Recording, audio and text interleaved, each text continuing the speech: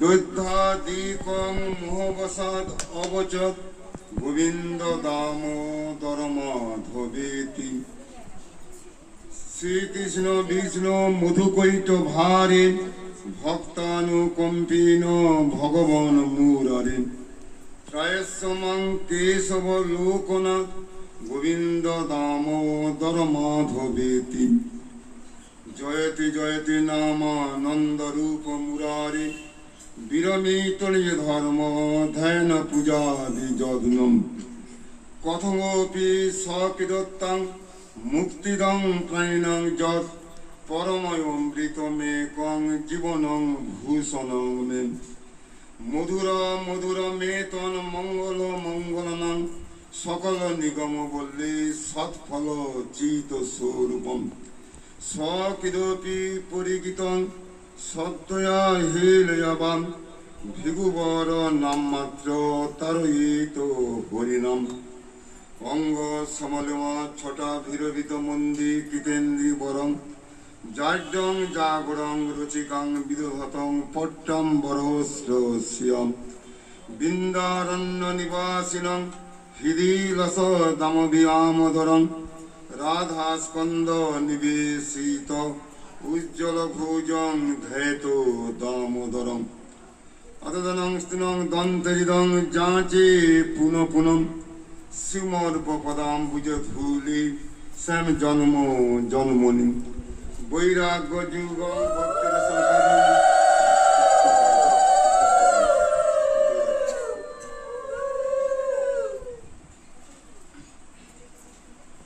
বৈরাগ্য যুগং ভক্তির সংপ্রযোজনে অনবেশন্ধম কৃপাম্বধীর্য পর দুঃখ দুঃখী সনাতনং তং প্রভুমাশ্রয়ামি। শ্রীকৃষ্ণ চৈতন্য প্রভু নিত্যানন্দ শ্রী অদ্বৈত গদাধর শিবাসাদি গৌর ভক্ত বৃন্দ। হরে কৃষ্ণ কৃষ্ণ কৃষ্ণ হরে হরে হরে রাম রাম রাম হরে হরে। হরে নাম নামৈব কেবলম কলো নাস্তিব নাস্তিব নাস্তিব গতির অন্যথা। প্রথমে মোদীয় গুরুপাদ পদ্ম পরম আরাধ্যতম নিত্যলীলা পৃষ্ঠং বিষ্ণুপাদ জগৎগুরু ভক্তিদান্ত বামন গোস্বামীর চরণ কমলে অনন্ত কোটি সাষ্টাঙ্গ দণ্ডবৎ প্রণাম।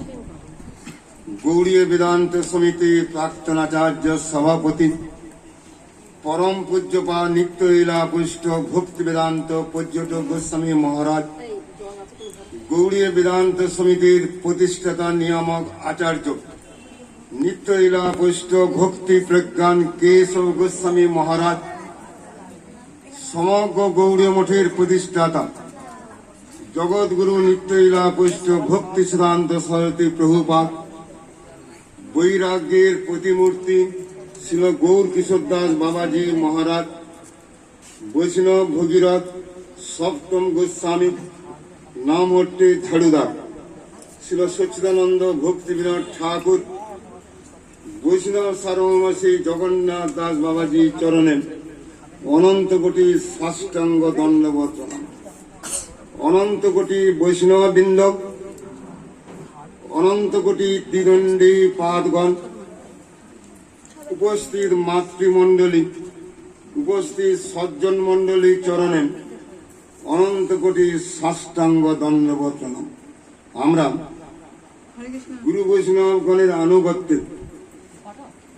বিভিন্ন জায়গাতে চৈতন্য মহাপ্রভুর বাণী প্রচার করতে করতে বহরমপুরের গোয়ালজানে বঙ্কিবিহারী এবং কৃষ্ণময়ী মাতার বাড়িতে উপস্থিত আমরা। এই জন্য বিভিন্ন জায়গাতে প্রোগ্রাম করে আজকে হরিবাসর তিথিতে উপস্থিত। এই জন্য শাস্ত্রগ্রন্থে লেখা আছে যেথায় গুরু বৈষ্ণবগণ সেই স্থান বৃন্দাবন। গুরু বৈষ্ণবগণ যেখানে গমন করেন সেই স্থানটিকে বৃন্দাবন বলা হয়। গুরু বৈষ্ণবগণ যেখানে যান না সেই স্থানটিকে শ্মশান বলা হয়।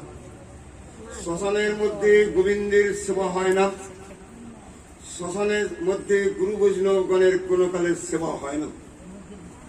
যে গৃহের মধ্যে কৃষ্ণ নাম নাই, যে গৃহের মধ্যে বৈষ্ণবগণ যান না সেই গৃহকে শ্মশান বলা হয়। আজকে বিশেষ তিথির মধ্যে এখানে উপস্থিত যে গৃহে উপস্থিত তারা পরম ভক্ত। একজনের নাম কি গোমতী বিহারী প্রভু, আর একজনের নাম কৃষ্ণময়ী মাতা। তাদের ঘরে উপস্থিত আমরা ভক্তগণের মহিমা যদি কীর্তন করা হয় তবেই জীবের কল্যাণ অনিবার্য। শাস্ত্রগ্রন্থে উল্লেখ করা আছেন, জীবিত বিষ্ণু ভক্তোৎসব বরং পঞ্চ দিনানি চ নতু সহস্র কল্পনানি ভক্তিহীনস্ব কেশবী। ভক্তগণ যদি 5 দিন জীবিত থাকেন জগতের কল্যাণ অনিবার্য। 1000 বছর যদি কেউ বেঁচে থাকে অভক্ত, অভক্তের সাহায্যে জগতের কল্যাণ হয় না। সেই না ভক্ত যদি জগতে থাকেন জগতের কল্যাণ অনিবার্য। সেই জন্য শাস্ত্রগ্রন্থের মধ্যে প্রমাণ পাওয়া যায়, কুলং পবিত্রং জননী কৃতার্থম বসুন্ধরা চ ধন্যম বসতি চ ধন্যম নিত্যদপি স্বর্গে পিতরেপি। যে সংকুলে বৈষ্ণব নামধেয়, যেই কুলে বৈষ্ণবগণের জন্ম হয় সেই কুল পবিত্র হয়। বৈষ্ণবগণ যদি মেথর কুলেও জন্মগ্রহণ করেন সেই বৈষ্ণবকে কোনো কালে মেথর বলা যাবে না। সেই মেথর কুলকে পবিত্র করার জন্য বৈষ্ণবগণের মেথর কুলে জন্ম হয়। কুলং পবিত্র জননী কৃতার্থম, সেই মায়ের গর্ভধারণ সার্থক। যেই মায়ের গর্ভে এসেছেন ভক্ত পুত্র। হিরণ্যকশিপুর স্ত্রীর নাম ছিল কয়াধু, তার গর্ভে এসেছেন কে? ভক্ত প্রহ্লাদ। এই জন্য কয়াধুর গর্ভধারণ সার্থক। এই জগতে পুত্র কাকে বলা হয়? পুর নামক নরক থেকে পিতামাতাকে যিনি উদ্ধার করতে পারেন সেই ব্যক্তিকে পুত্র বলা হয়। পিতামাতাকে যিনি উদ্ধার করতে পারেন না সেই ব্যক্তিকে মূত্র সদৃশ বলা হয়। যেইখান থেকে পুত্রের উৎপত্তি সেইখান থেকে মূত্রের উৎপত্তি। পুত্র যদি পুত্রের কাজটি না করে থাকেন সেই ব্যক্তিকে পুত্র বলা হয় না। পুত্রের কাজকে পিতামাতাকে এই জগৎ থেকে উদ্ধার করে গোলক বৃন্দাবনে প্রেরণ করা, সেটি যদি করতে না পারেন সেই ব্যক্তিকে পুত্র বলা হবে না। রাবণ তো তার মা ছিল, রাবণকে পুত্র বলা হয়নি।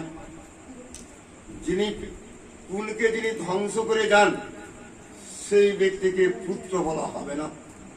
জননী কৃতার্থম বসুন্ধরা চ ধন্যম। বৈষ্ণবগণ যখন জগতে আগমন করে সেই সময় জগৎটা ধন্য হয়ে যায় বৈষ্ণবগণের পদধূলি লাভ করার জন্য। গুরু বৈষ্ণবগণের পদধূলি সবচেয়ে পবিত্র বস্তু। ভক্ত পদধূলি আর ভক্ত পদজল, ভক্ত ভুক্ত শেষ 3 সাধনের বল। ভক্তগণের পদধূলি, ভক্তগণের পদধৌত জল, ভক্তগণের উচ্ছিষ্টে যদি গ্রহণ করা হয় সেই ব্যক্তির কল্যাণ অনিবার্য।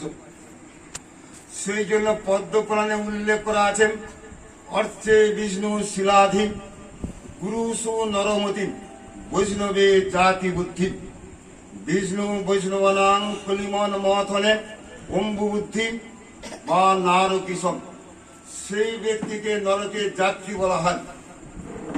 অর্চা বিগ্রহে যিনি পাথর বুদ্ধি করেন, যে বিগ্রহের প্রতিদিন পূজা করি আমরা, যদি মনে করে কি পাথরের মূর্তি, যদি মনে করে কি রূপার মূর্তি, সোনার গৌরাঙ্গ কোনো কালে হয় না। এই জগতের লোক নবদ্বীপ ধামে যাচ্ছে কিসের জন্য? সোনার গৌরাঙ্গ দর্শন করতে যান। গৌরাঙ্গ কোনো কালে সোনার হতে পারে না। প্রতিমা নহ তুমি সাক্ষাৎ ব্রজেন্দ্র নন্দন, এই বুদ্ধি যদি না হয়, যদি মনে করা হয় গৌরাঙ্গ সোনার, সোনার মধ্যে হাতুড়ি মারার সঙ্গে সঙ্গে ভেঙে চুরমার হয়ে যাবে। পিতলের গৌরাঙ্গ হয় না, পিতলের গোবিন্দ হয় না, সচ্চিদানন্দময় বিগ্রহ। প্রতিমান হও তুমি সাক্ষাৎ ব্রজেন্দ্র নন্দন, অর্চে বিষ্ণু শিলাধীন। যদি শিলা বুদ্ধি করা হয়, সেই ব্যক্তি নরক গতি হতে বাধ্য। সেই জন্য আমরা বিগ্রহ দর্শন আমাদের হয় না। চোখ দিয়ে কখনো গুরু বৈষ্ণবগণকে দেখা যায় না। সেই জন্য আমাদের পরম গুরুদেব ভক্তি প্রজ্ঞান কেশব গোস্বামী মহারাজ, ভক্তি সিদ্ধান্ত সরস্বতী প্রভুপাদ, তিনি বলে গেলেন চোখ দিয়ে গুরুদেবকে দেখতে যাবে না, চোখ দিয়ে বৈষ্ণবগণকে দর্শন করতে যাবে না। চোখ দিয়ে যদি গুরু বৈষ্ণবগণকে দর্শন করতে যায়, প্রাকৃত দর্শন হয়।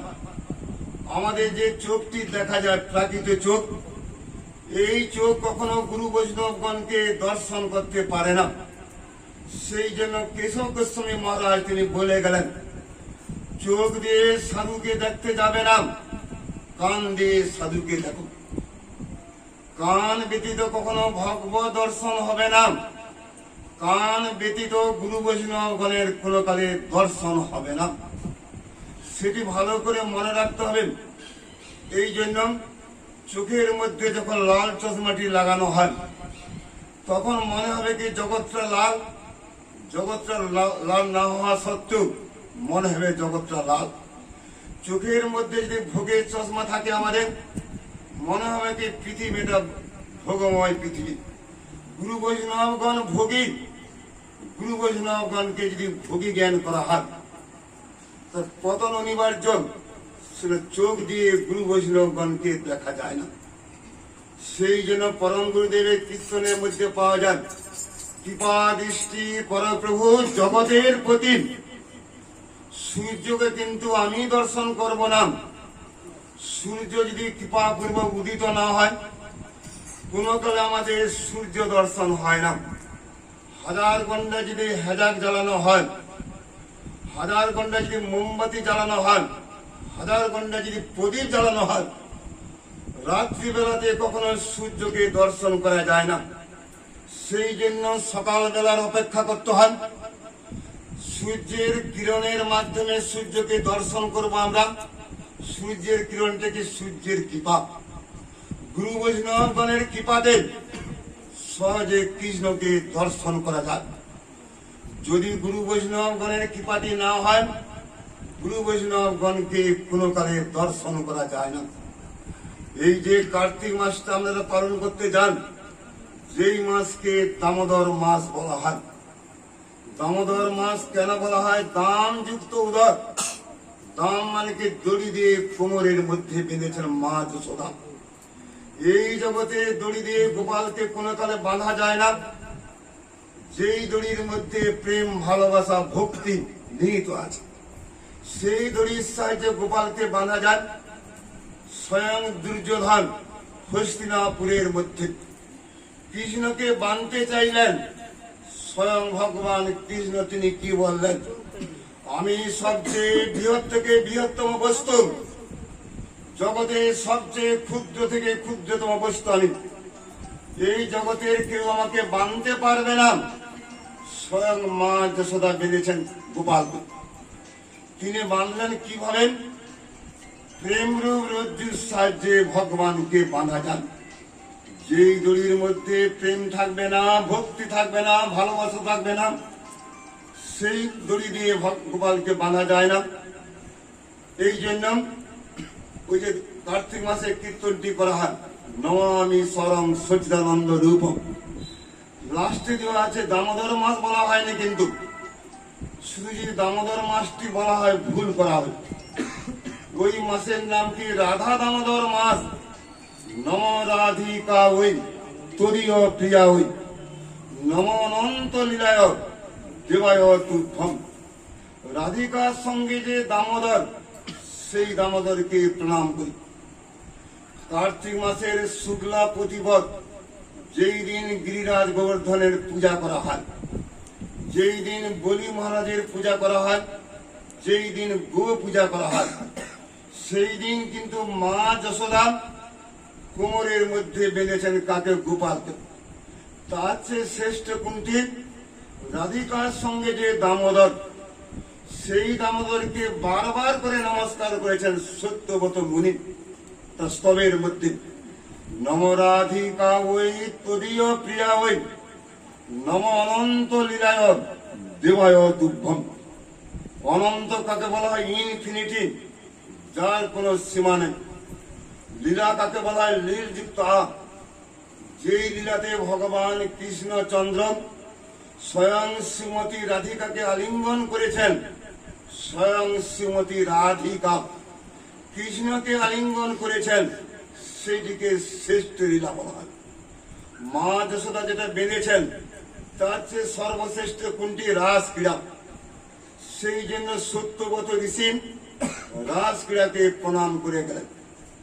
এই কার্তিক মাসে মা যশোদা যখন বানতে গিয়েছিলেন, ভাগবত দশম স্কন্ধের মধ্যে দেখা গেল কি 2 আঙ্গুল করে কম পড়ে যাচ্ছেন, 3 আঙ্গুল কম পড়ে নাই, 4 আঙ্গুল কম পড়ে নাই, 1 আঙ্গুল কম পড়ে নাই। মা যখন বানতে যাচ্ছে 2 আঙ্গুল কম, আরো দড়ি নিয়ে আয়। দড়ি যোগ করার সঙ্গে সঙ্গে আবার কি দেখা গেল? সেই 2 আঙ্গুল কম পড়ে যায়। যত দড়ি যোগ করা হয় 2 আঙ্গুল কম, 3 আঙ্গুল কম নয়, 1 আঙ্গুল কম নয়। এই জগতে কি অঙ্ক দেখা যায়? 2 এর সঙ্গে যখন 2টি যোগ করা হয়, তখন কিন্তু 4 হয়ে যায়।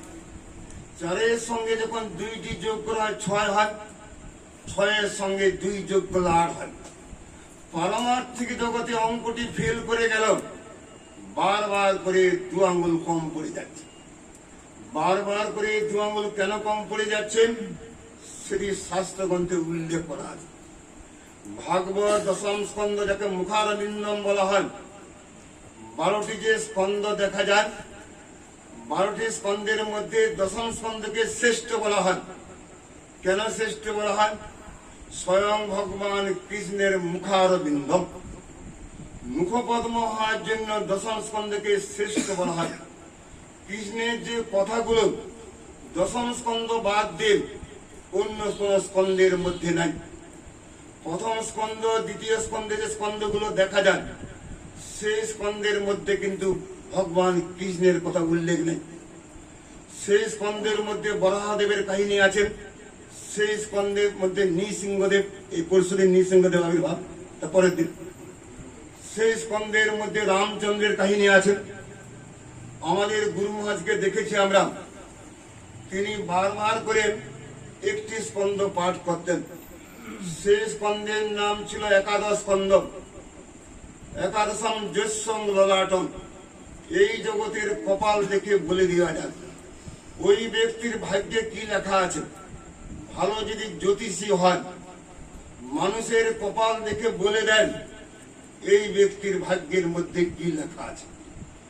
এই যে একাদশ স্কন্ধের কথা, যেখানে নবযোগেন্দ্র ঋষি নিমি মহারাজকে বলে গেলেন তোমার ভাগ্যে কি লেখা আছে, সংসার কি বস্তু, সংসারে আমরা কি জন্য এলাম, সংসারে আমরা কি কাজটি করে গেলাম, সংসারে মৃত্যুর পরে আমাদের কি গতিটি হবে, সমস্ত কথাগুলো একাদশ স্কন্ধের মধ্যে পাওয়া যায়। সেই জন্য সংসারের কথা বলে গেছে গুরু মহারাজ, একাদশ স্কন্ধ পাঠ করতেন। এই জন্য শাস্ত্রগ্রন্থের মধ্যে উল্লেখ করা আছে অর্চা বিগ্রহ।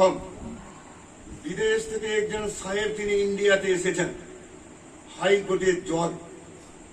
তার মনে মনে ইচ্ছা দেখেছে কাঁঠাল খাবেন।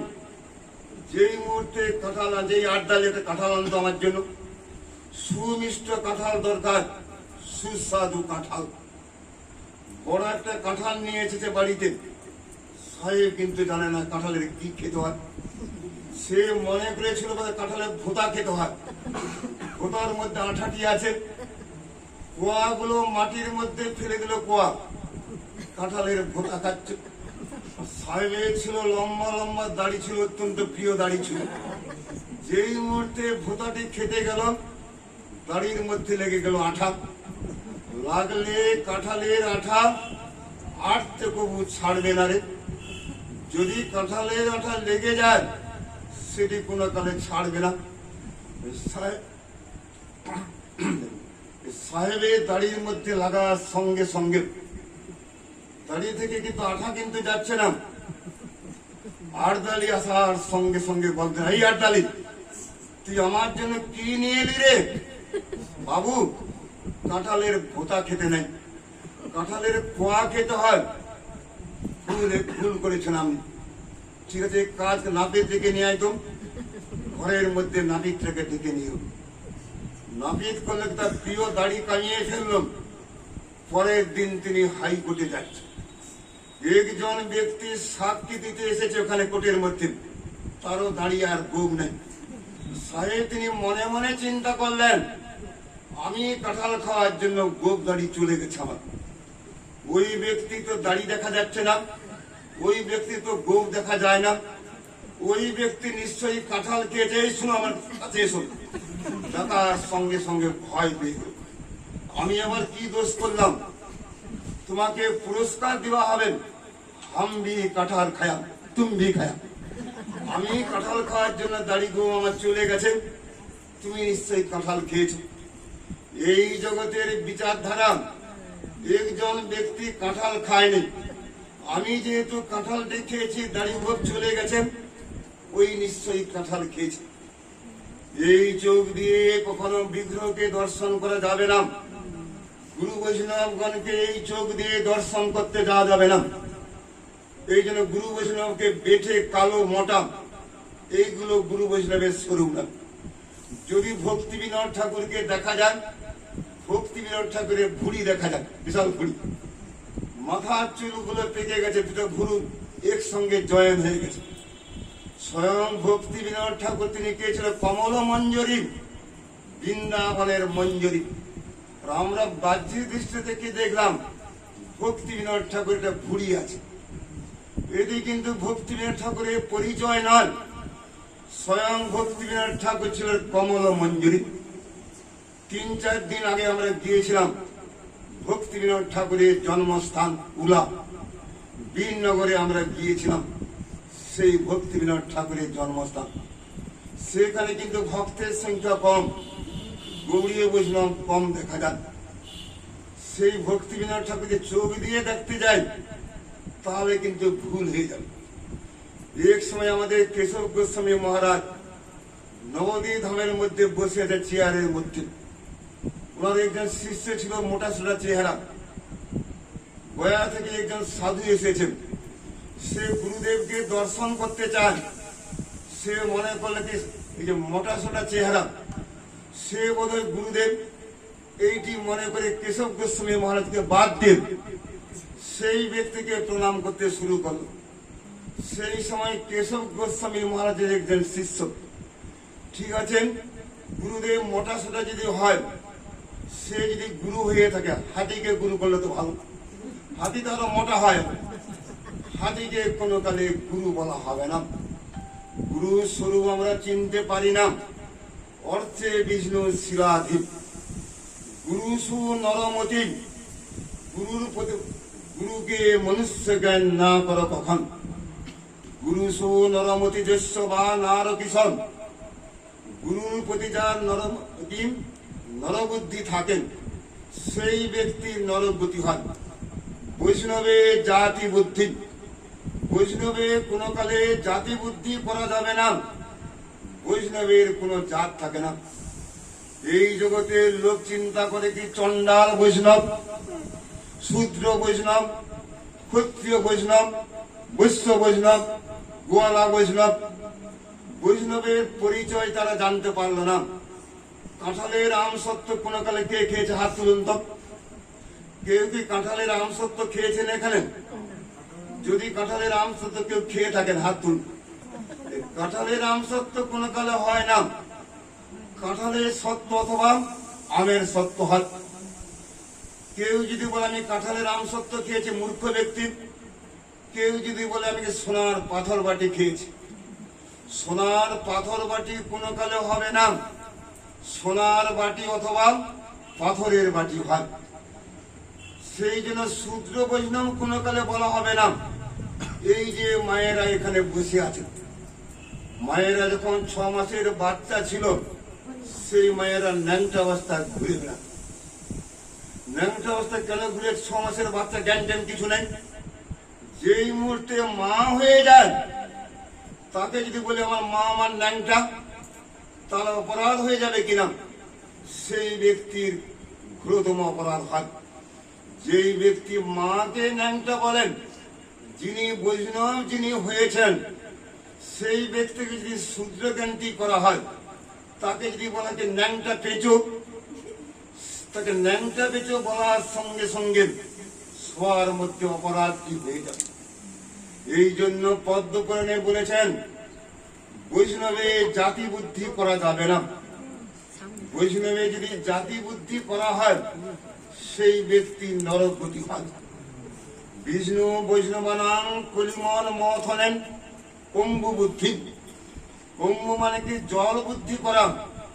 বিষ্ণু চরণামিত, গুরু বৈষ্ণব গণে যে চরণামিত, চরণামিতে যদি জল বুদ্ধি করা হয়, চরণামিত কিভাবে তৈরি করা হয়?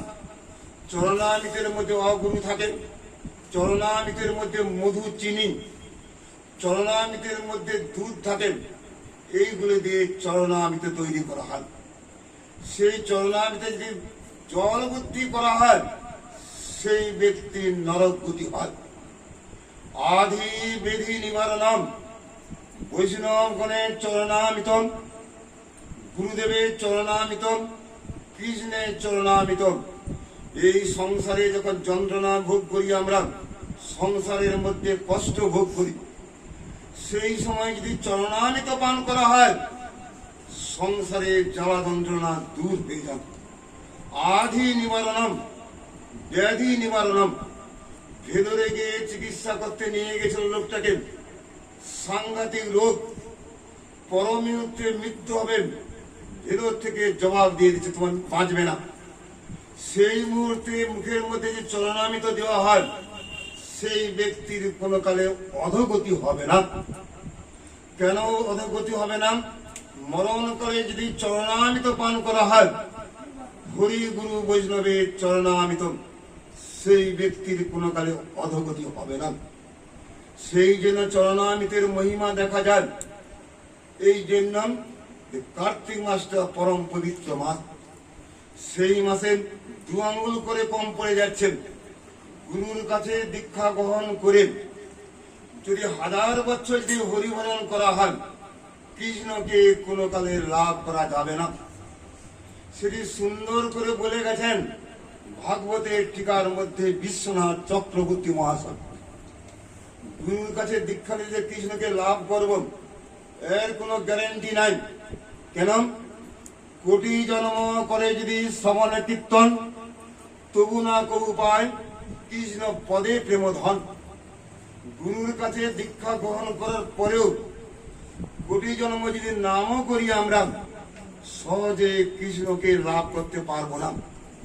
সেই জন্য 2 আঙ্গুল কম পড়ে যাচ্ছেন। আমাদের সাধন ভজনের সঙ্গে গুরু বৈষ্ণবগণের কৃপা যখন যুক্ত হবে, সেই সময় কৃষ্ণকে বানতে পারবো আমরা। যদি গুরু বৈষ্ণবের কৃপা যুক্ত না হয় সাধন ভজনের সঙ্গে, তাহলে গোপালকে কোনো কালে বাঁধা যাবে না। এই জন্য তো 2 আঙ্গুল কম পড়ে গেছে। 1 আঙ্গুল মানে কি? আমার সাধন ভজন। 2 আঙ্গুল মানে কি? গুরু বৈষ্ণবগণের কৃপা। দুইটি যখন যুক্তটি হয়ে যায়, তখন কৃষ্ণকে বাঁধা যায়। এখানে বিচার যে বিষয় কোনটি বড় আমাদের কাছে? গুরু বৈষ্ণবগণের কৃপাটি বড় না আমার সাধন ভজনটি বড়? দক্ষিণ ভারতের মধ্যে বিচার হচ্ছে। এক পার্টি বলছে কি গুরুর কাছে দীক্ষা গ্রহণ করে যদি আমি সাধন ভজনটি না করি, কৃষ্ণকে তো পাবো না কোনো কালে, তাহলে সাধন ভজনটা বড় আমার কাছে। এক পার্টি বলছে না, গুরু বৈষ্ণবগণের কৃপাটাই সবচেয়ে বড়। জগৎগুরু ভক্তি সিদ্ধান্ত প্রভুপাদ তিনি কি বলে গেলেন, একজন ব্যক্তি 50 হাত গভীর কূপের মধ্যে পড়ে গেছে। সে কূপের মধ্যে পড়ে গিয়ে বারবার করে চেষ্টা করলাম, কূপ থেকে উঠবো, আমি কূপ থেকে উঠবো। বারবার চেষ্টা করলে কিন্তু কূপ থেকে উঠতে পারবে না। তার কান্না ধ্বনি শোনার সঙ্গে সঙ্গে একজন দয়ালু ব্যক্তি হেঁটে যাচ্ছে রাস্তা দিয়ে, 50 হাত লম্বা দড়ি একখানা কুয়োর মধ্যে ফেলে দিল। সেই ব্যক্তি যদি চিন্তা করেন দড়ি কোনো কালে ধরবো না, সেই ব্যক্তি কোনো কালে কুয়ো থেকে উঠতে পারবে না। দড়ি ধরে কুয়ো থেকে উঠতে হয়।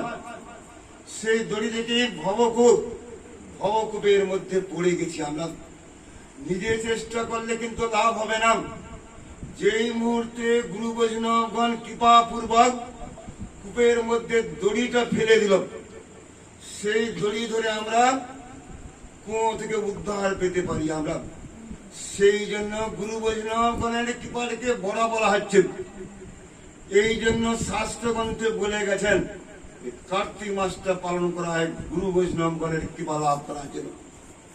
যদি বৃন্দাবন ধাম দর্শন করতে যেতে হয়, গুরু বৈষ্ণবগণের সঙ্গে যেতে হয়। এই জগতে লোক 10,000 টাকা খরচা করে তীর্থ ভ্রমণ করতে যান, ওই তীর্থ ভ্রমণ করে কিছু লাভ হয় না। তীর্থ কাকে বলা হয়? ত্রিধাতু থপপত্তর। ধামের সঙ্গে তীর্থের আকাশ পাতাল তফাৎ। বৃন্দাবন ধাম, নবদ্বীপ ধাম, পুরী ধাম বলা হয়, কিন্তু পুষ্কর তীর্থ বলা হয়। গয়াকে কোনো কালে ধাম বলা হবে না, কাশীকে ধাম বলা হবে না। এমনকি প্রয়াগে যে যাই আমরা, প্রয়াগকে কোনো কালে ধাম বলা হয়নি। প্রয়াগকে বলা তীর্থ বলা হয়, যেখানে দেবতাগণ বাস করেন সেই স্থানের নাম তীর্থ। যেখানে স্বয়ং ভগবান কৃষ্ণের স্থান সেইটিকে ধাম বলা হয়। এই জগতে লোক তীর্থ ভ্রমণ করতে যান ত্রিধাতু থপপত্ত। যেখানে স্নান করার সঙ্গে সঙ্গে তীর্থ যদি ভ্রমণ করা হয়, এই জন্মের পাপ আমাদের ধ্বংস হয়ে যায়, জন্ম জন্মান্তরের পাপ ধ্বংস হয়ে যায়। এই জগতের লোক করে কি তীর্থের জলে দিয়ে স্নান করতে যায়, ঘরে ফিরে এসে আবার পাপ করতে শুরু করে। তীর্থের জলের মধ্যে তো পাপটা ঢেলে এসেছি, ভালো করে পাপটা শুরু করি। এইটি মনে করার সঙ্গে সঙ্গে ঘরে এসে পাপ করে। কুঞ্জর শৌচবতন, কুঞ্জর মানে কি হাতি। হাতিকে যখন স্নান করিয়ে দেওয়া হয়, সেই হাতি করে কি মাটির মধ্যে আবার গড়াগড়ি দেন। যতবার হাতিকে স্নান করানো হবে ততবার হাতি করবে কি মাটির মধ্যে গড়াগড়ি দেন, হস্তি স্নানের ন্যায় বৃথা। সেই সময় তীর্থ কিন্তু কান্নাকাটি জুড়ে দেয় কৃষ্ণের কাছে, প্রভু সর্বজীবের পাপটা আমি গ্রহণ করলাম, তাহলে আমার পাপটা গ্রহণ করবে কে? সবার পাপটা তীর্থ গ্রহণ করেছেন। সেই সময় ভগবান কৃষ্ণ বলেছেন, বৈষ্ণবগণ তীর্থের তীর্থ। তীর্থকে একমাত্র পবিত্র করতে পারে কে? বৈষ্ণবগণ গুরুদেব তীর্থকে পবিত্র করতে পারেন। যে তীর্থে বৈষ্ণব নাই সে তীর্থে কভু না যায়। কিলা ভাটিয়া দূরদেশ, বারবার লাখ লাখ টাকা খরচা করে লাভ কিছু হবে না। যদি গুরু বৈষ্ণবগণ না যান তীর্থে, গুরু বৈষ্ণবগণকে পবিত্র বলা হয়। গুরু বৈষ্ণবগণকে কেন পবিত্র বলা হয়? গুরু বৈষ্ণবগণ চিরকালের জন্য গোবিন্দকে হৃদয় সিংহাসনে বসিয়েছেন। গোবিন্দ হৃদয় সিংহাসনে, যার হৃদয় সিংহাসনে বসেছেন, সে হৃদয়টা সবচেয়ে পবিত্র বস্তু। এই যে মন্দির দেখা যায়, যে মন্দিরের মধ্যে কাদা থেকে যাবে সিংহাসনে, যে মন্দিরের মধ্যে আবর্জনা রেখে দেওয়া হয়, সেই মন্দিরের মধ্যে গোবিন্দ কোনো কালে বসবে না। সেই গোবিন্দকে যদি বসাতে হয় গুন্ডিচা মার্জন করতে হয়। গুন্ডিচা মার্জনের অর্থ কি? হৃদয় মার্জন করতে হয়। হৃদয় যদি মার্জিত না হয়, সেই বৈষ্ণবকে পবিত্র কোনো কালে বলা হবে না। যিনি হৃদয় সিংহাসনে গোবিন্দকে চিরকালের জন্য বসিয়েছেন, গোবিন্দকে চিরকালের জন্য সেবা করছেন হৃদয়ের মধ্যে, হৃদয় সিংহাসন খালি পড়ে গেছে আমাদের। সেখানে আবর্জনা জমে গেছে, ময়লা জমে গেছে। সে হৃদয় সিংহাসন পরিষ্কার করতে হয়। চেত দর্পণ মার্জনম, চিত্তরূপ দর্পণ মার্জন করতে হয়। আয়না কেন ব্যবহার করা হয়? মুখ দেখার জন্য। যেই আয়নার মধ্যে ময়লা পড়ে যায়, সেই আয়নার সাহায্যে মুখ দেখা যায় না। চিত্তরূপ দর্পণ, সেই দর্পণ কিন্তু জল দিয়ে পরিষ্কার করা যাবে না। এই জগতের কোন কাপড় দিয়ে পরিষ্কার করা যাবে না। চেত দর্পণ মার্জনম, চিত্তরূপ দর্পণকে যদি মার্জন করতে চাও, পরম বিজয়তে শ্রীকৃষ্ণ সংকীর্তনম, যদি কৃষ্ণ কীর্তনটি করা হয়, হৃদয় সিংহাসন মার্জিত হয়। এই যে আমরা এসেছি আজকে একাদশীর দিন, নাম কি মোহিনী একাদশী নাকি নামটি একাদশী? আজকে পবিত্র তিথি একাদশী। এই একাদশীর মাহাত্ম এইগুলো কিন্তু বৈষ্ণবদের জন্য না। বৈষ্ণবগণ 24টা একাদশী করতে যাচ্ছেন। প্রতি বছর কিন্তু 24টা একাদশী থাকে না। কিন্তু কেন থাকে না? প্রতি বছর প্রায় দেখা যায় 20টি একাদশী থাকে, কিন্তু 4টি থাকে মহাদ্বাদশী। ব্যঞ্জলি মহাদ্বাদশী, পক্ষবর্ধনী মহাদ্বাদশী, তিসবিসা মহাদ্বাদশী, জয়া মহাদ্বাদশী, বিজয়া মহাদ্বাদশী, এই বলে 8টি মহাদ্বাদশীর নাম পাওয়া যায় হরিভক্তি বিলাসের মধ্যে। সেই হরিভক্তি বিলাসে সুন্দর করে ব্যাখ্যা করা আছে। যেই দিন মহাদ্বাদশী আগত হয়, যদি মহাদ্বাদশী করা হয়, 1000টা একাদশীর ফল লাভ হয়। যদি আমরা 1000টা একাদশী করি, একটি যদি মহাদ্বাদশী পালন করা হয়, 1000টা একাদশীর সমান ফল হয়। এই জন্য শুদ্ধ যদি একাদশী থাকেন, সেইটি বর্জন করে আমাদের কর্তব্যকে পরের দিন মহাদ্বাদশী পালন করা, এইটি আমাদের কর্তব্য। সেই জন্য হরিভক্তি বিলাসে সনাতন গোস্বামী বলে গেলেন, সারা বছরের মধ্যে 20টি একাদশী, 4টি মহাদ্বাদশী দেখা যায়। ইস্কন মঠের সঙ্গে গৌড়ীয় মঠে গৌড়ীয় বেদান্ত সমিতির বিরাট পার্থক্য দেখা যায়। কোন কোন সময় দেখা যায় কি গৌড়ীয় মঠের একাদশী আগে দেখা যায়, পরের দিন বাগবাজার অথবা ইস্কন মঠের একাদশী দেখা যায়। আমরা যেহেতু ভক্তি সিদ্ধান্ত প্রভুপাদের ধারায় আছে, ভক্তি সিদ্ধান্ত প্রভুপাদ তিনি যে সিদ্ধান্তের কথা বলে গেছেন, সেই সিদ্ধান্তের নাম কি সূর্য সিদ্ধান্ত।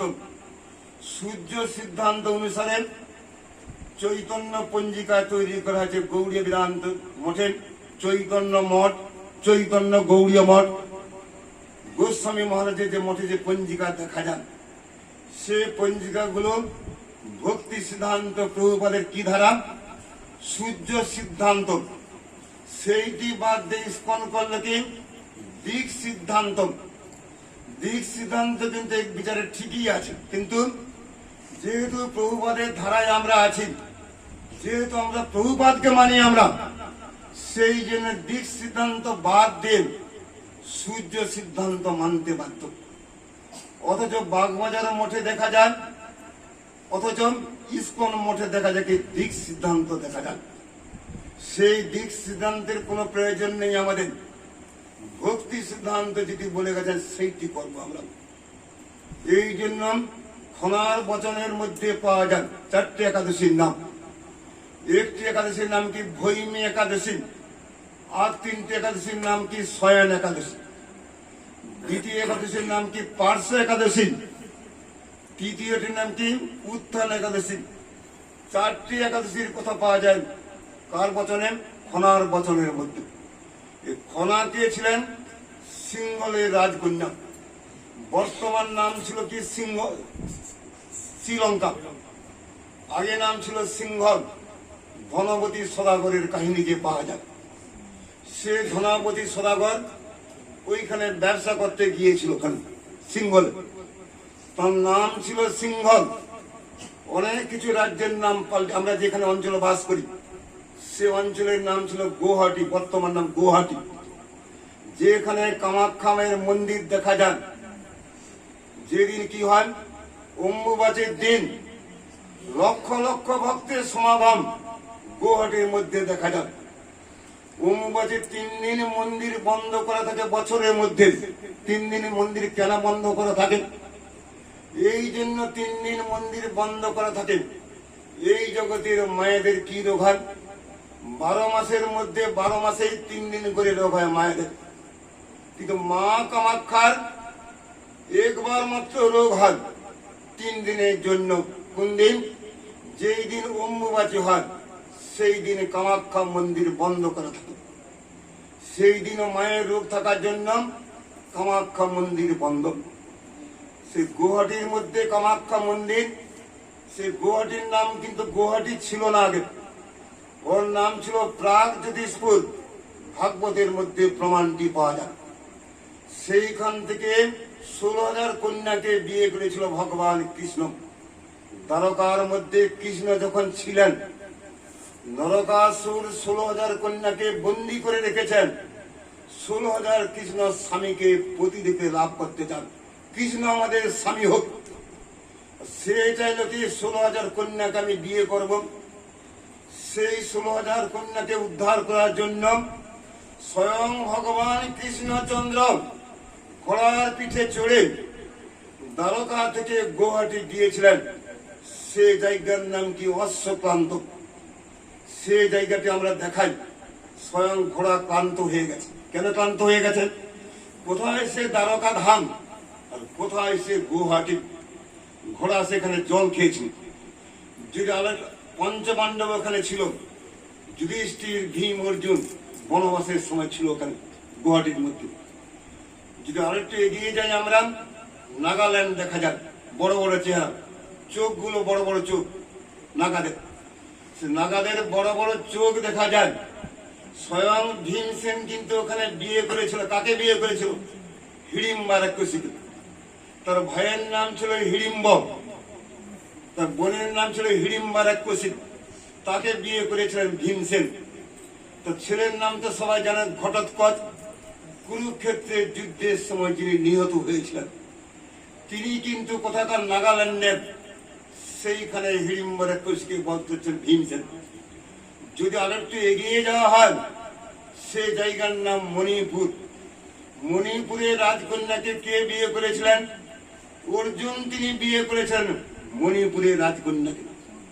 সে রাজকন্যার নাম তো সবাই জানে, চিত্রাঙ্গদা। চিত্রাঙ্গদা ছিল মণিপুরের রাজকন্যা। ওই জন্য নবদ্বীপ যে দেবানন্দ গৌড়ীয় মঠ যেখানে আছে তার পাশে আছে মণিপুরের মন্দির।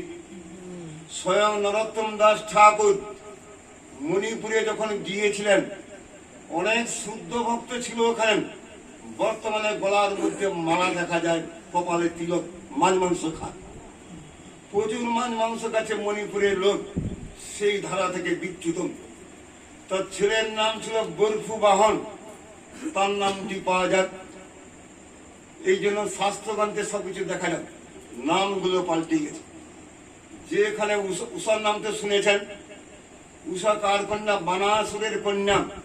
পরম শিব ভক্ত ছিল, যারা 1000টা হাত ছিল। সে ছিল কৃষ্ণ বিদ্বেষী। কৃষ্ণ বিদ্বেষী হয়ে সারা জীবন শিবের পূজা করে গেছে। নিজের গায়ের চামড়া কেটে কেটে আগুনের মধ্যে আহুতি দিয়েছিল স্বয়ং শিবকে সন্তুষ্ট করার জন্য। চৈত্র সংক্রান্তির দিন আমরা কি করি? চড়ক পূজা করা হয়। পিঠের মধ্যে কাঁটা ফুঁড়ে চড়ক গাছের মধ্যে ঝুলানো হয়। সেই কথাটি কবে থেকে এসেছে? বানাসুরের কাছ থেকে এলো। স্বয়ং শিব ঠাকুরকে সন্তুষ্ট করার জন্য বানাসুর তিনি কি করলেন? পিঠের মধ্যে কাঁটা ফুঁড়েছিল, গাছের মধ্যে গরমের দিন ঝুলেছিল গাছের মধ্যে, স্বয়ং শিবকে সন্তুষ্ট করার জন্য। সে ছিল পরম শিব ভক্ত, কৃষ্ণ বিদ্বেষী। কৃষ্ণ বিদ্বেষী হওয়ার জন্য দ্বারকা থেকে ভগবান কৃষ্ণ এসেছেন শোণিতপুর, বর্তমান নাম তার তেজপুর, তার রাজকন্যার নাম কি উষা। কৃষ্ণের অনিরুদ্ধ উষার নাম তো সবাই জানেন। অনিরুদ্ধ কে ছিলেন? কৃষ্ণের পৌত্র, নাতি। সে নাতির সঙ্গে বানাসুরের কন্যার বিয়ে হয়, উষার সঙ্গে বিয়ে হয়। সে বানাসুরের 1000টা হাত ছিল, স্বয়ং ভগবান কৃষ্ণ তার হাত কেটে দিচ্ছেন। যদি আমাদের হাতটি না থাকেন তাহলে কি করে বস্তুটি গ্রহণ খাবো কি করে আমরা? স্বয়ং ভগবান কৃষ্ণচন্দ্র দেখো, যদি কেউ শিবেরও ভক্ত হন, যদি কৃষ্ণ বিদ্বেষী হন, সেই ভক্তের পতন অনিবার্য, সেই ভক্তের বিনাশ অনিবার্য। এই জন্য ভগবান কৃষ্ণচন্দ্র সুদর্শন চক্রের সাহায্যে হাতটা কেটে দিচ্ছে। যেই মুহূর্তে 3টি হাত মাত্র বাকি আছেন, স্বয়ং শিব ঠাকুর পায়ের মধ্যে পড়ে, প্রভু এ যেহেতু আমার পূজা করে গেছেন, 3টি হাত বাদ রেখে সেই বানাসুরকে রক্ষা করেছিলেন। সে জায়গার নাম ছিল শোণিতপুর। অনেকগুলোর জায়গার নাম পাল্টে গেছে। এই যে বর্তমান একটা দেশের নাম পাওয়া যায় থাইল্যান্ড, থাইল্যান্ডের আগে কি নাম ছিল? শ্যাম। স্বয়ং শ্যাম সুন্দরের নামে দেশটা ছিল থাইল্যান্ড, এখন হয়ে গেছে বৌদ্ধ কান্ট্রি। ইরান যে নাম পাওয়া যায় ইরান, মুসলিম কান্ট্রি ইরান, কিন্তু সেই দেশের কি নাম ছিল? পারস্য, অগ্নি উপাসক। এই জন্য আমাদের দেশ নাম তো সব পাল্টে যাচ্ছে। আজকে হরিবাসর তিথি, এই জন্য আমাদের কর্তব্য কি? একাদশী পালন করার কথা, 24টা একাদশী। এই জগতে অনেকে বলে নাম শুক্ল পক্ষের 12টা একাদশী করবো আমরা, কৃষ্ণ পক্ষের যে 12টা একাদশী সেগুলো করতে রাজি না। হরি ভক্তি বিলাসে কি উল্লেখ করা আছেন? কৃষ্ণ বর্ণের যে গরুটা দেখায়, গাভী দেখা যায়, কৃষ্ণ বর্ণের গাভী কিন্তু দুধ দেয়, শ্বেত বর্ণের গাভী দুধ দেয়। 2টা গাভী কিন্তু দুধই দেয়। শুক্ল পক্ষের একাদশী, কৃষ্ণ পক্ষে যদি একাদশী করা হয়, 2টির ফল কিন্তু একই হয়। এই জন্য শাস্ত্রগ্রন্থের মধ্যে বলে গেলেন, কৃষ্ণ পক্ষ হোক শুক্ল পক্ষ হোক, 2 পক্ষের একাদশী করা কর্তব্য। এই জন্য হরিভক্তি বিলাসে বলে গেলেন, ন ভক্তব্যং ন ভক্তব্যং ন ভক্তব্যং সম্পাতে হরিবাস। যেই দিন হরিবাসর আগত হয়, খবরদার খাবে না, খাবে না, খাবে না। একবার বলে সত্যি নাও হতে পারে, 2বার বললে সত্যি নাও হতে পারে। এই জন্য হরের নামই কেবলম 3বার বলা হচ্ছে, হরিনাম হরিনাম হরিনাম। যদি 3বার বলা হয় 3 সত্যি করা হয়, সেইটি সত্যি। যদি একবার বলা হয় সত্যি না হতে পারে, সেই জন্য ন ভক্তব্যং ন ভক্তব্যং ন ভক্তব্যং সম্পাদে হরিবাস। এইখানে নির্জল একাদশীর কথা বলা হচ্ছে। শাস্ত্রগ্রন্থে যে বিধানটি দেওয়া আছে নির্জল একাদশী, কিন্তু কলিকালে মানুষ পেটের মধ্যে বিপদর বাস, রাক্ষস বাস করছে। আমাদের দিনের মধ্যে 5 বার খাই। গৌড়ীয় মঠের মধ্যে আমরা দেখেছি সকাল হওয়ার সঙ্গে সঙ্গে 2 কেজি আলু সিদ্ধ করা হয়, 1 কেজি আলু ভেজে পেট ভর্তি করা হয়। যদিও শাস্ত্রগ্রন্থের মধ্যে উল্লেখ করা আছে অনুকল্পের ব্যবস্থা। অনুকল্প কাকে বলা হয়? অনুকল্প মানে কি? অনু মানে কি? ক্ষুদ্র, অল্প পরিমাণে খেতে হয়, বেশি পরিমাণে খেয়ে যেত। একজন ব্যক্তি চিন্তা করলে কি নির্জল একাদশী করব, এক কাজ করি, জলের মধ্যে ডুবে দিবে, জল খেলে কেউ জানতে পারবে না। যদি জলের মধ্যে ডুবে দিবে জল খাই, লোক দেখবে কি আমি নির্জল একাদশী করছি। আমি এইটি মনে করার সঙ্গে সঙ্গে একজন ব্যক্তি জলের মধ্যে ডুবে গেছে। যেই মুহূর্তে মুখটা খুলে জল খাচ্ছেন, মুখের মধ্যে কই মাছটি ঢুকে গেল, গলার মধ্যে আটকে গিয়ে গোবিন্দকে যদি ফাঁকি দেওয়া হয়, গলার মধ্যে কই মাছটি লেগে যাবেন। লোককে দেখানোর জন্য এগুলো করা হয় না। কপালের মধ্যে যে তিলকটি করা হয়, গলার মধ্যে তুলসীর মালা, এগুলো লোককে দেখানোর জন্য করা হয় না, শাস্ত্রগ্রন্থের বিধান। এই জগতে মায়েদের যখন বিয়ে হয়, স্মৃতির মধ্যে সিঁদুর দেখা যায়, হাতের মধ্যে শাখা দেখা যায়। কিসের জন্য? বিবাহিত মহিলার চিহ্ন। যে মায়ের মাথার মধ্যে সিঁদুর নেই, যে মেয়ের হাতের মধ্যে শাখা থাকে না, কলিকালে উল্টো হয়ে গেছে। এই জন্য ওই মাথার মধ্যে সিঁদুর না থাকার জন্য এ জগতে ছেলেরা মনে করে কম বেশি যদি বিয়ে হয় তার পিছান পিছান ধাবিত হয়। কেন? ওর মধ্যে বিয়েতে হয়নি, এই বলে তার পিছান পিছান ধাবিত হয়। এই জন্য কপাল যদি তিলকটি থাকেন, গলার মধ্যে যদি মালাটি থেকে যান, মৃত্যুর সময় যমদূতগণ ভয় পেয়ে যাবেন। কপালের মধ্যে তিলক আছে, গলার মধ্যে মালা আছে, একে নরকে নিয়ে যাওয়া হবে না। পদ্ম পুরাণে উল্লেখ করা আছেন, ললাটে তিলকং নাস্তি, কণ্ঠে নাস্তি ত্রিকণ্ঠিকা, হৃদয়ে নাস্তি গোবিন্দ, সনর ব্রহ্মরেক্ষসং। সেই ব্যক্তিকে ব্রহ্মরেক্ষস বলে গালাগালি করেছেন। কে গালাগালি? আমি নয়, গালাগালি করেছেন কে? পদ্ম পুরাণ। সেই পুরাণের মধ্যে লেখা আছে, যার কপালের মধ্যে তিলক নাই তাকে কোনো কালে বৈষ্ণব বলা হবে না। তিলক মানে কি? হরি মন্দির।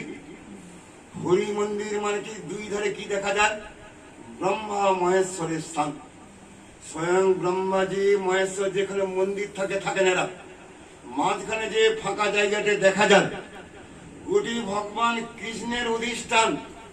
এই জন্য হরিভক্তি বিলাসে উল্লেখ করা আছে, কৃষ্ণ যেখানে অধিষ্ঠান করেন সেইখানে কখনো তিলকের ফোঁটা দেওয়া যাবে না। অনেকে দেখা যায় তিলকের মাঝখানে সিঁদুরটি দিয়ে থাকেন, তাতে আবর্জনা লেপন করা হয়।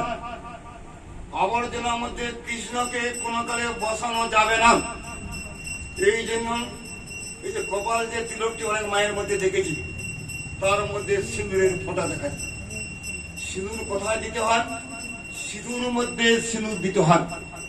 আর এই জগতের লোক, ভ্রান্ত লোক, তারা করে কি? হরি মন্দিরের মধ্যে সিঁদুরের ফোঁটা দেয়। যদিও শাস্ত্রগ্রন্থের মধ্যে উল্লেখ করা আছেন, যদি চন্দনের ফোঁটাটি দেওয়া হয়, সেখানে আবর্জনা লেপনটি করা হয়। আমরা আবর্জনা লেপন করতে যাব না। যার কপালের মধ্যে তিলক নেই, দেখবেন তিলকের দুটা বোঠাম কোন দিকে? উপর দিকে লেখা আছে, দেখবেন সবার কপালে কোন দিকে আছে? উপর দিকে, ঊর্ধ্ব দিকে ধাবিত। এই জন্য তিলকের অপর নামটাকে কে বলতে পারেন?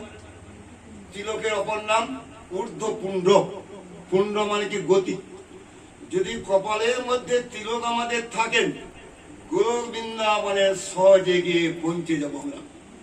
যদি গোলক বৃন্দাবনে পৌঁছতে চান, কপালের মধ্যে তিলকটি রাখতে বাধ্য। কণ্ঠে নাস্তি ত্রিকণ্ঠিকা। কোন কোন বৈষ্ণবের গলার মধ্যে দুফের মালা দেখা যায়, কোন কোন বৈষ্ণবের গলার মধ্যে 4 ফের মালা দেখা যায়। 4 ফের মালাটা তবু চলতে পারে, কেন? ত্রিকণ্ঠিকার কথা উল্লেখ করা আছে। যার গলার মধ্যে ত্রিকণ্ঠিকা, হৃদয়ে নাস্তি গোবিন্দ, সনর ব্রহ্মরেক্ষসং। সেই ব্যক্তিকে ব্রহ্মরেক্ষস বলে গালাগালি করেছেন, যার হৃদয়ের মধ্যে গোবিন্দ বসেন না। এই জন্য এই জগতে ভাগবত সপ্তাহ দেখা যান, এগুলো শাস্ত্রের বিধান না। ভাগবত সপ্তাহ কোনো কালে হতে পারে না।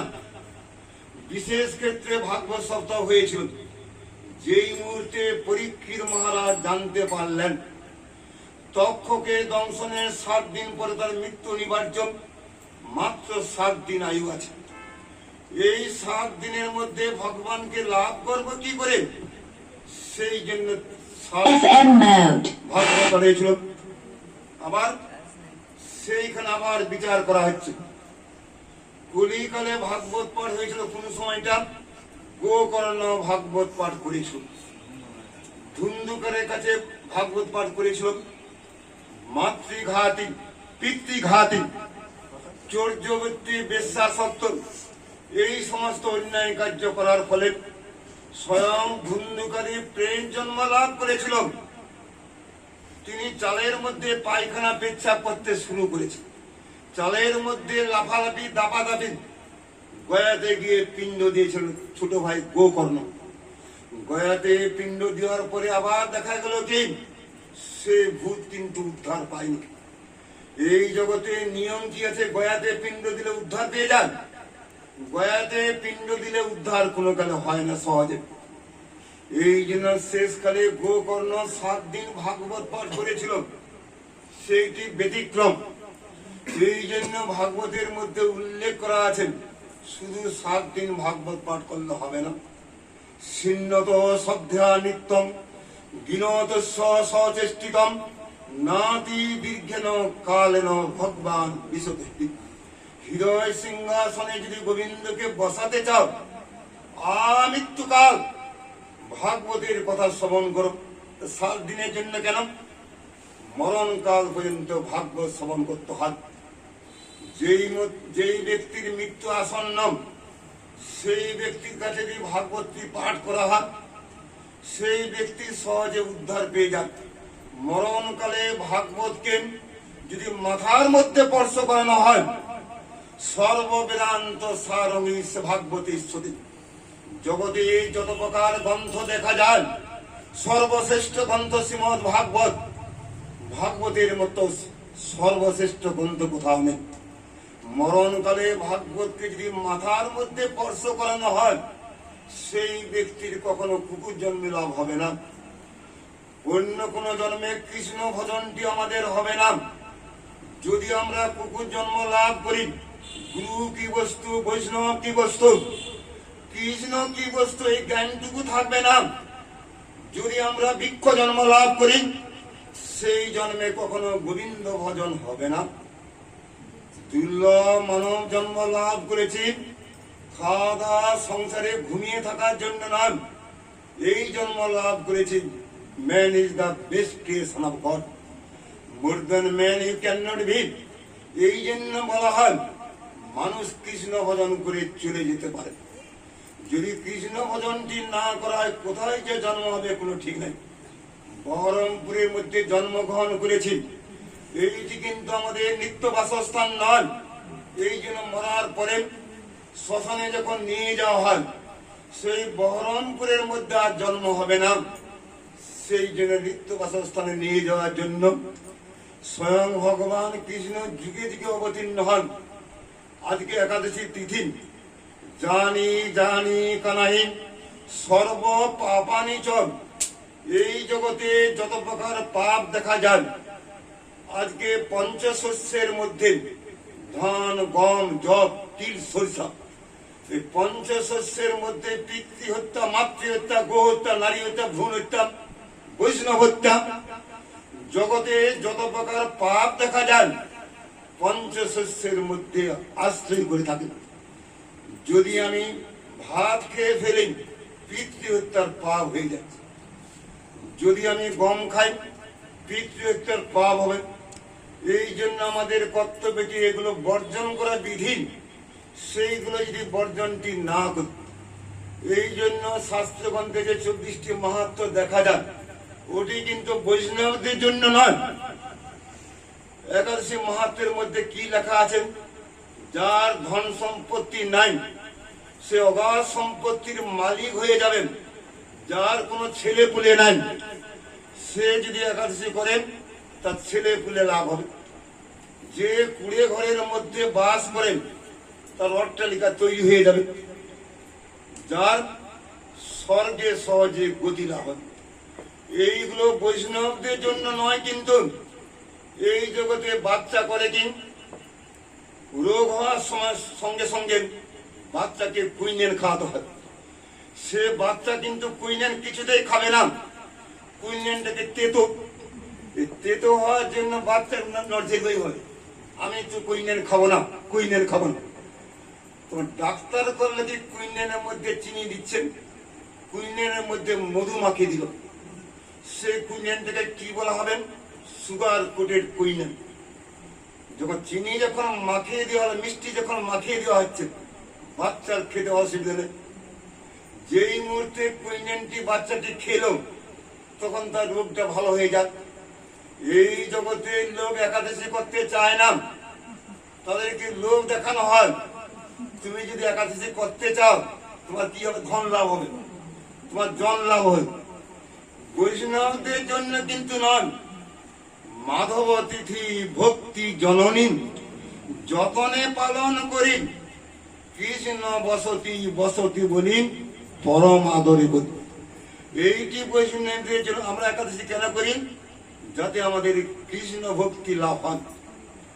এই জগতে ধন দৌলত অট্টালিকা বন্ধু বান্ধব আত্মীয় স্বজন মরার সঙ্গে সঙ্গে সবাইকে ছেড়ে জগৎ থেকে চলে যেতে হবে, শুধু হরিনামটার সঙ্গে যাবে। এই জগতে একাদশী কৃপা এইটা বলে আমি শেষ করে দিচ্ছি। কেন বেশিক্ষণ করে 1.5 মাসের মতো করে এলাম প্রোগ্রাম। কোনো কোনো জায়গাতে দুপুর বেলা রাত্রিবেলা আমাদের কোনো কাজে বিশ্রাম নেই। যদিও গুরু মহারাজ তিনি বলে গেছে বিশ্রাম কাকে বলা হয়। এই জগতে গ্রাম্য কথা, এই জগতে আজে বাজে কথা, সেই কথা থেকে যে যিনি বিশ্রাম গ্রহণ করেছেন সেই দিকে বিশ্রাম বলা হয়। আজে বাজে কথা নিয়ে ব্যস্ত থাকলাম, এই জগতের ইতর কথা নিয়ে ব্যস্ত থাকলাম, সেই দিকে কোনো কালে বিশ্রাম বলা হয় না। বিশ্রাম কাকে বলা হয়? অনর্গল যিনি হরি কথা কীর্তন করেন সেই দিকে বিশ্রাম বলা হয়। এইটি ভালো করে মনে, এই কাহিনীটি বলে শেষ করে দিচ্ছি। এক সময় যমের নাম তো শুনেছেন। কার্তিক মাসে যমের জন্ম হয়েছিল।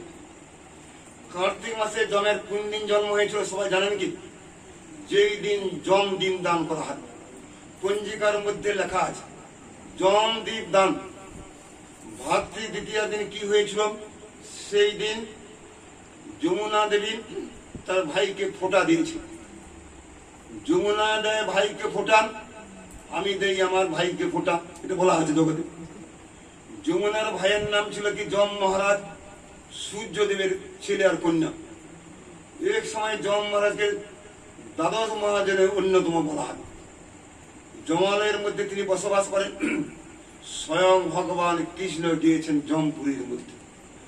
যে মুহূর্তে জমপুরীর মধ্যে গিয়েছেন সপরিবারে চরণামৃত পান করেছেন।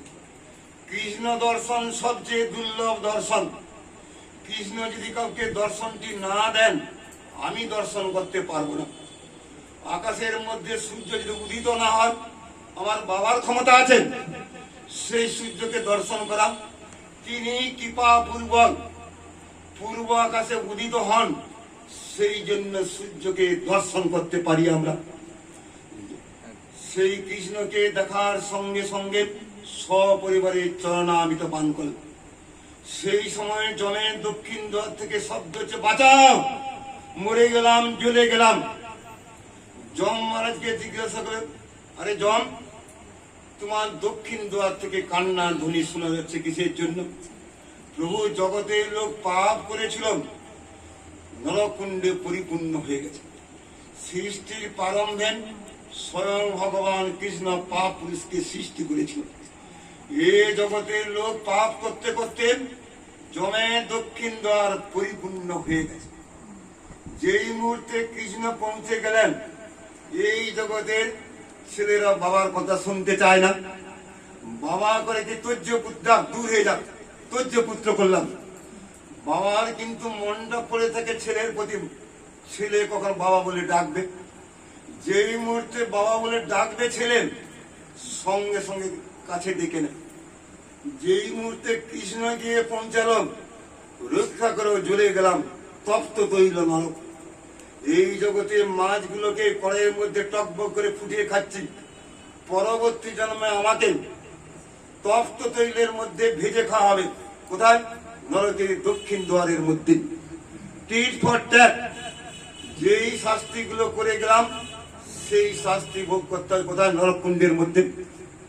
স্বয়ং কৃষ্ণ তিনি চাইলেন এই জগতে যদি পাপ পুরুষ না থাকে এই জগতের লোক কখনো নরকুণ্ডে যাবে না। এই মনে করার সঙ্গে সঙ্গে সুদর্শন চক্র তুলে নিয়েছে। পাপ পুরুষকে ধ্বংস করতে গেলেন সেই সময় পাপ পুরুষ কৃষ্ণের পায়ে পড়ে গেল, প্রভু আপনি তো আমাকে জন্ম দিয়েছেন, আপনি আমার পিতা, তো পিতা হয়ে ছেলেকে মারবেন কি করে? ছেলেকে আপনি বধ করতে পারেন না। সেই সময় ভগবান কৃষ্ণ বলেছে, হে পাপ, একটা কাজ কর, যেই দিন হরিবাসর তিথি আগত হবে সেই দিন তুমি কি করবে? পঞ্চশস্যের মধ্যে তুমি বসবাস করতে থাকো। জগতে যত প্রকার পাপ থাকবে সমস্ত পাপগুলো পঞ্চশস্যের মধ্যে আশ্রয় করে আছে। এই জন্য আমরা পঞ্চশস্য বর্জন করতে বাধ্য। এই জন্য শাস্ত্রগ্রন্থের মধ্যে উল্লেখ আছে একাদশীর উপবাস। উপ মানে কি নিকটে বাস, কৃষ্ণের নিকটে বাস হবে। যেখানে হরি কথা, যেখানে বৈষ্ণবগণ থাকেন সেইটিকে তীর্থ বলা হয়। ভক্তি সিদ্ধান্ত আমরা মনে করি কি নবদ্বীপে যদি অপ্রকট হয় ভালো হইতো, হয় যদি বৃন্দাবনে অপ্রকট খুব ভালো ছিল। ভক্তি সিদ্ধান্ত প্রভুপাদ অপ্রকট হয়েছিলেন কোথায়? কলকাতার মধ্যে কলিস্থান। বাগবাজার মঠে তিনি অপ্রকট হয়েছিলেন। ভক্তি সিদ্ধান্ত প্রভুপাদ যেইখানে দেখবেন সেইটাই বৃন্দাবন ধাম, তার জন্য বৃন্দাবনে গিয়ে অপ্রকট হওয়ার দরকার নেই। এই জন্য ভক্তি সিদ্ধান্ত প্রভুপাদ তার গুরুদেব বলেছেন গৌর কিশোর দাস বাবাজি, বাবা কলিকাতা হচ্ছে কলিস্থান, কলিস্থানে যাবে না। আর ইনি চাইলেন কি না কলিস্থানে প্রথম যাব। তাহলে গুরুর আদেশকে তিনি কি লঙ্ঘন করেছেন? না, তিনি কলিকে দমন করতে গেলেন। যদি কলিকে দমন করতে পারি, কলিকাতাকে জয় করতে পারি, তাহলে সারা বিশ্বের মধ্যে হরিনাম প্রচার করতে সুবিধা হবে। এইটি মনে করার সঙ্গে সঙ্গে ভক্তি সিদ্ধান্ত প্রভুপাদ প্রথম গেলেন কলকাতা প্রচারে গেলেন। সেই কাহিনীগুলো পাওয়া যাবে। আজকে একাদশ ইন্দ্রিয়ের সাহায্যে গোবিন্দের সেবা করতে হবে। মুখ দিয়ে হরিকথা কীর্তন, কান দিয়ে হরিকথা শ্রবণ, চোখ দিয়ে বিগ্রহ দর্শন, পা দিয়ে মন্দির পরিক্রমা করা, হাত দিয়ে গোবিন্দের সেবা করা। যদি হাত দিয়ে গোবিন্দের সেবাটি না করা হয়, ভাগবত দশম স্কন্ধের মধ্যে উল্লেখ করা আছে সেই হাতকে কি হাত বলা হবে? মরার হাত। মরাকে যখন শ্মশানের মধ্যে রেখে দেওয়া হয় সেই হাত কিন্তু কাজ করে না। কেন? মরার হাত যে। এই হাত দিয়ে যদি গোবিন্দের সেবাটি না করি, বৈষ্ণবের সেবা যদি না করা হয়, সেই হাতকে মরার হাত বলা হয়। যেই চোখ দিয়ে কৃষ্ণকে দর্শনটি করলাম না, সেই চোখকে কি বলা হয়? ময়ূর পুচ্ছ অঙ্কিত চক্ষু। ময়ূর পাখার মধ্যে চোখ আঁকা আছে, সেই চোখ কিন্তু দেখতে পায় না। সেই চোখ থাকা না থাকা দুইটাই সমান। যেই কান দিয়ে হরিকথা শ্রবণটি করলাম না, কানা করি ছিদ্র সম। বাজারে কানা করি কিনতে পাওয়া যায়, সেই কানা করির সাহায্যে সবজি কিনতে পারবেন না। যে পা দিয়ে গোবিন্দ পরিক্রমা করলাম না, সেই পাকে কি বলা হবে? গাছের পা বলা হবে। এই যে গাছগুলো হাঁটতে পারে কি? গাছগুলো কোনো কালে হাঁটতে পারে না। পা দিয়েছে মন্দির পরিক্রমা করার জন্য, 4 বার পরিক্রমা করতে হয়।